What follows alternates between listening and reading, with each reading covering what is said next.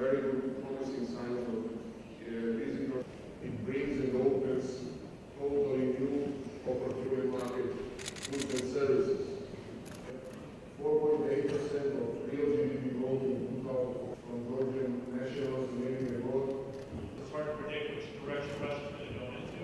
Could have a contraction. Globally, it must be worse, and I think there is. ეს პანელი ეძღვნებოდა მასპინძელი ქვეყნის პრეზენტაციას, იყო წარმომადგენლები ესწრებოდნენ როგორც ბიზნესის მხრიდან, ასევე ევროპის ბანკის ადგილობრივი დირექტორი და მთავრობის წარმომადგენლები. ძალიან საინტერესო განხილვა შედგა.